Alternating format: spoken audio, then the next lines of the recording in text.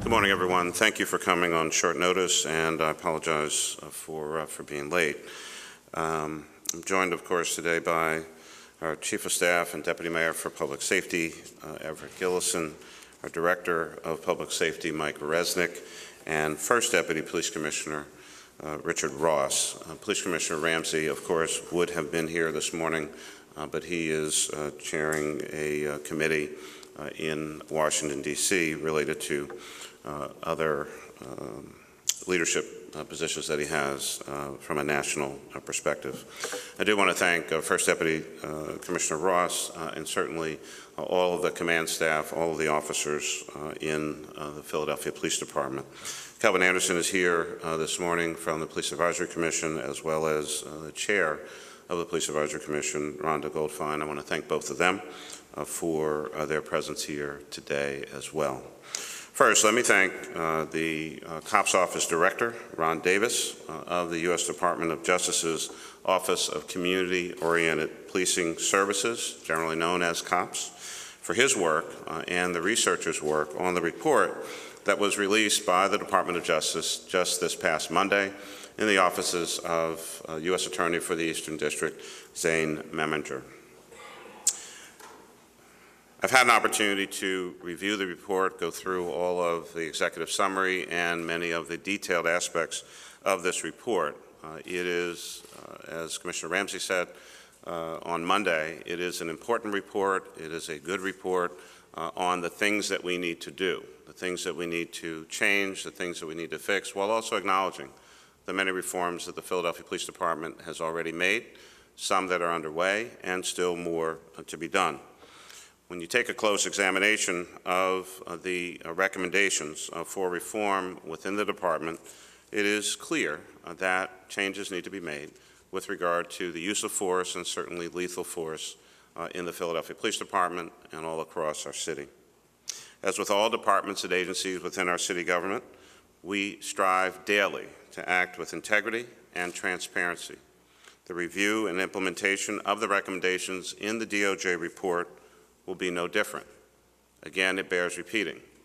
2 years ago, Police Commissioner Ramsey, on his own initiative, in consultation with myself and the Deputy Mayor for Public Safety, asked the Department of Justice and the COPS office to come in to Philadelphia and conduct this review. Today, I'm announcing these through signing an executive order, an independent oversight board that will review the DOJ recommendations, develop a realistic approach and timeline for implementation, and provide, importantly, the necessary public oversight to ensure that these changes are implemented, completed, and reported on to the citizens of our great city. This is not the first occasion that I have asked critical stakeholders and local and national experts to serve our great city as members of an independent task force designed to increase public safety and enhance the accountability of our government in delivering critical services to our citizens. In 2008, I signed an executive order reestablishing the Community Oversight Board for the Department of Human Services. Again, coming out of crises from previous years, we wanted to maintain that board in place, and even though by previous executive order it was designed to go out of business, if you will, I ask that they stay in place for a number of years beyond their anticipated conclusion. The Community Oversight Board for the Department of Human Services has done an incredible job in helping to reform, reshape, and restore the integrity of that department. Under the leadership of former Commissioner Anne Marie Ambrose and the Community Oversight Board, DHS has transformed and in 2013 received the United Nations Public Service Award. In October of 2013, just months after the horrific building collapse at 22nd and Market, I signed another executive order to create the Special Independent Advisory Commission to review and evaluate the Department of Licenses and Inspections. Less than a year later, after receiving that commission's report, we formed the L&I Implementation and Accountability Committee to oversee the organizational and statutory changes recommended in the Independent Commission's report. And we're investing our time and money and resources to implement those recommended changes. $5.5 million in FY16 to hire new inspectors and expand services. This new Oversight Board for implementing the Department of Justice's recommendations for the Police Department will function similarly to those other boards and commissions that I've mentioned. It will be an independent committee which will monitor and assess the implementation of recommendations in a timely manner consistent with best practices. It will be composed of community stakeholders, experts in the field, and public safety professionals, none of whom work with or for the Philadelphia Police Department. It will work in conjunction with, but not report to, Commissioner Ramsey to ensure that implementation is attainable and remains on schedule. I believe that Police Commissioner Ramsey, co-chair of President Barack Obama's Task Force on 21st Century Policing, will tackle the challenges the same way he has tackled every challenge he's confronted, with diligence, tenacity, and integrity. It was, after all, at the behest of the Commissioner, as I mentioned earlier, that the Department of Justice report was commissioned in 2013 in the first place. And as we have both said many, many times, we need to end any idea or notion out in our community of an us versus them mentality between community and citizens and our Philadelphia police officers. But the number of occurrences of police officer-involved shootings reinforced, unfortunately, the opposite notion. The police in some communities can be seen as an occupying force rather than partners in the community. When I became mayor in 2008 and brought our great commissioner to Philadelphia, we instituted a community policing strategy for our city to change the way police interact with the community. We wanted to change the perception and the reality of policing in our neighborhoods. The officers cannot just drive around in their cars with little to no interaction with residents.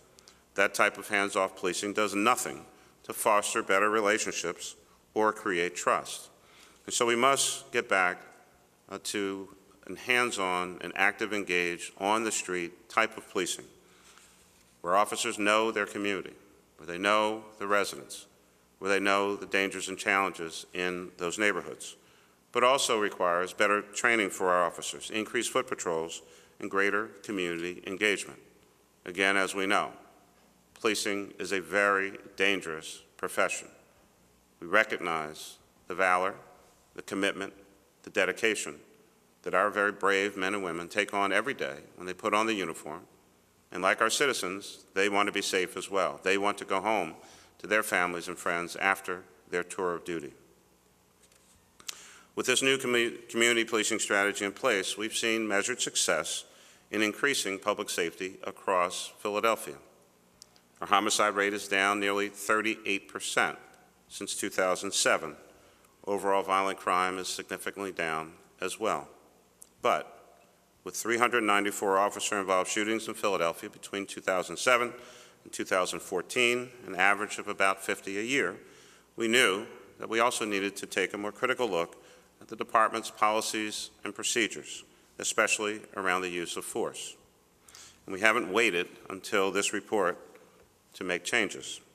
In an effort to be more transparent, Philadelphia Police Department now posts on its own website incident summaries of all officer-involved shootings and the subsequent investigation of those outcomes dating back to 2007. We've also begun using recruitment and in-service training regarding de-escalation tactics and confrontations that officers may have out in the street and on the use of firearms. In the FY16 budget, we've included funding for more electronic control weapons, generally known as tasers, body cameras, and more and additional tools and resources to be used during firearm training exercises. This issue is too important for us to take no action, and that is not an option under any set of circumstances. We're talking about police officers who may in fact injure or kill people that they are sworn to protect. And at the same time, we're also talking about officers whose lives are in danger on a regular and daily basis here in our city. Our citizens want to be safe. Our officers deserve to be safe as well. We all know about the very real dangers that our brave men and women in blue face every day when they put on that uniform and head out of their homes. We were jarringly reminded, of course, of the danger, tragically once again, with the death of Sergeant Robert Wilson very recently. But accountability and partnership with the community begins with all of us.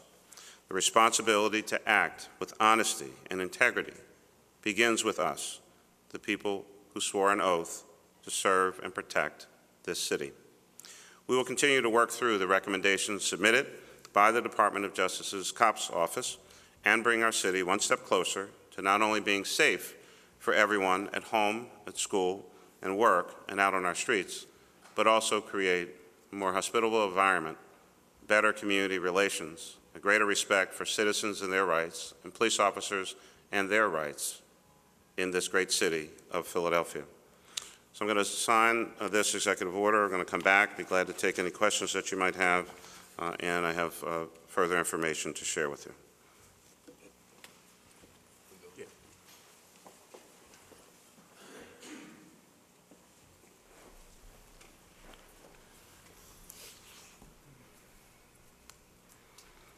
This is Executive Order number 1-15, Police Department Community Oversight Board for the implementation of the Presidential Task Force and Department of Justice recommendations.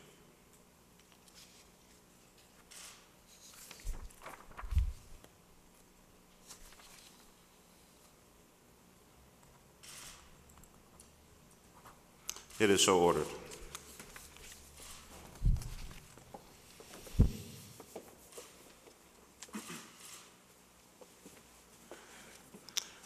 To provide you with a little more information, and if you heard the reading of the title, what I want to share with you is that Police Commissioner Ramsey and his team, again, the command staff and many, many officers in the department, what Commissioner Ramsey is doing is not only planning to implement the recommendations from the Department of Justice report that we received earlier this week, but you may also recall that I believe it was Monday, May 2nd, the Commissioner, as co-chair of the President's 21st Century Policing Task Force, along with Lori Robinson, delivered to President Obama their report.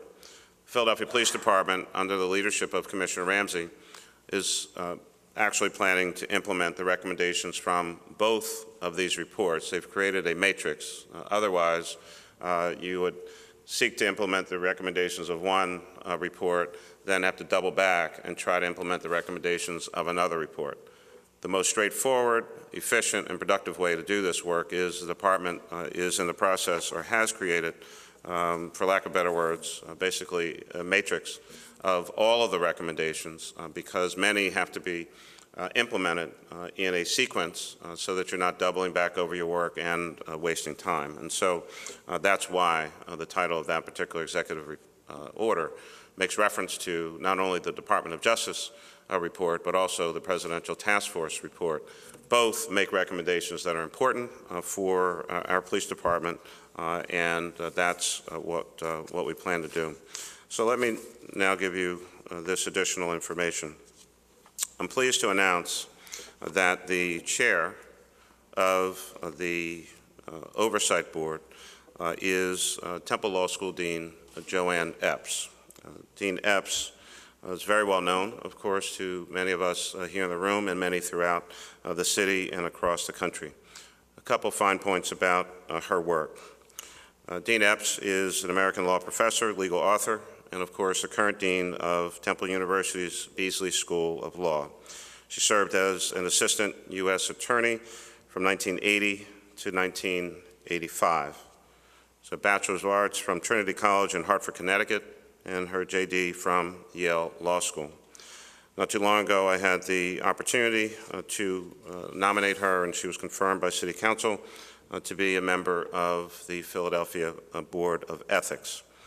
But also, in 2011, Dean Epps was appointed by U.S. District Judge Stuart Dalzell to serve as the independent monitor of the settlement of a case, Bailey versus the City of Philadelphia, and this involves the city's stop and frisk litigation, which was ultimately settled and is an ongoing oversight and monitoring as a result of that suit and the agreement between the City of Philadelphia and the ACLU.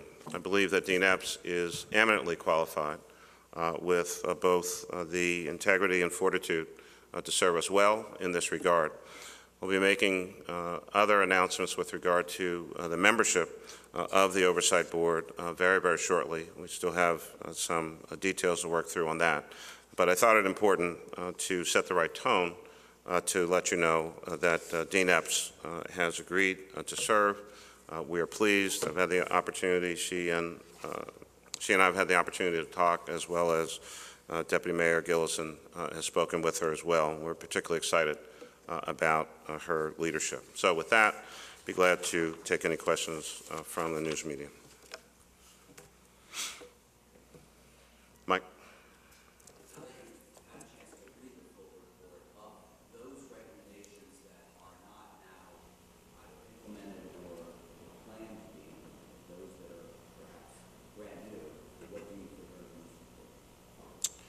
Well, I mean, I think, kind of echoing Commissioner Ramsey, you'd probably say that just about all the recommendations are important. Obviously, you have to start somewhere. I believe, if my memory serves me correctly, I think there are 91 recommendations, so there are a lot of them. And all have their significance. We'll go through, the board will go through them.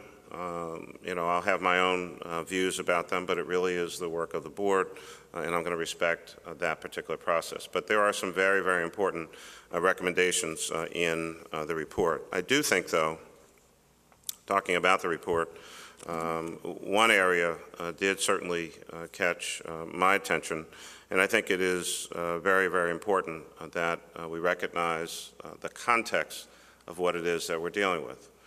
Yes, certainly some citizens have been shot, and unfortunately some have been killed. Yes, many police officers have been shot, and unfortunately some have been killed.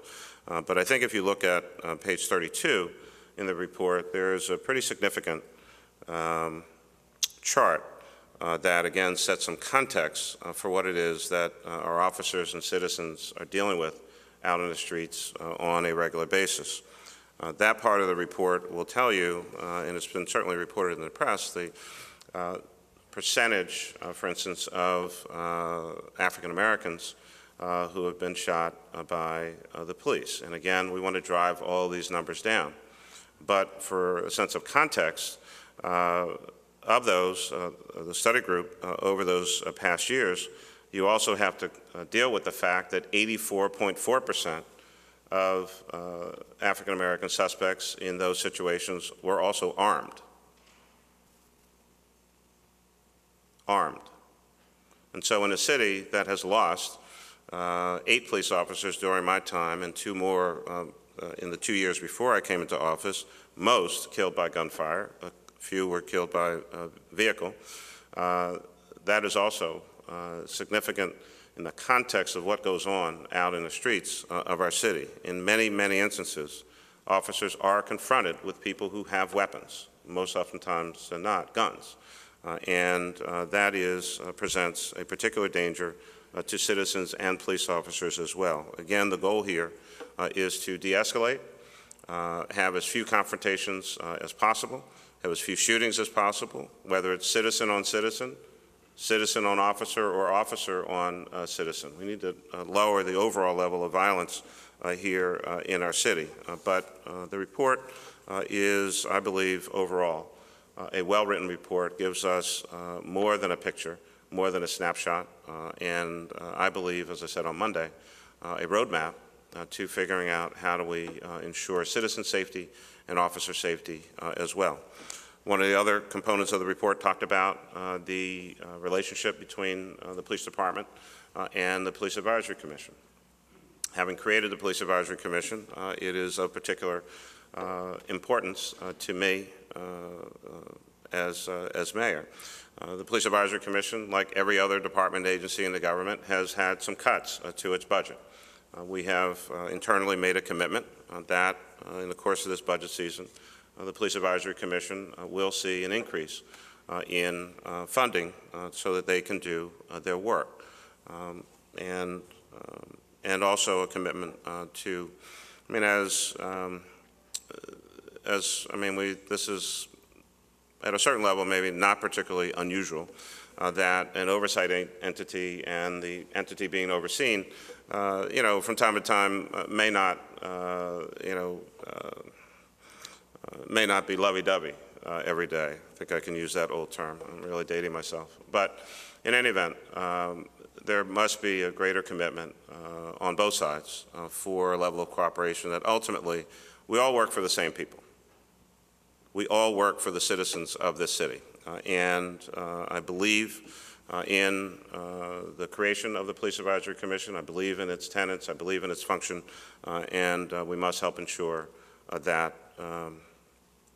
those relationships go as smoothly as possible. Lastly, we have had a position in the department, or not necessarily in the department, but there's been a position that has been utilized over time in the past, and in the course of this budget season, or in the course of this year, I do expect to fill the Integrity and Accountability Officer position related, again, to the Philadelphia Police Department. I think with this report and with the Oversight Board that created by the executive order that I signed this morning, that filling that position, using this report again as a component of the reforms in the police department are critical. And so, unfortunately I'm going to have to leave in a second, but I think the main issue here today is we received important information that we asked for.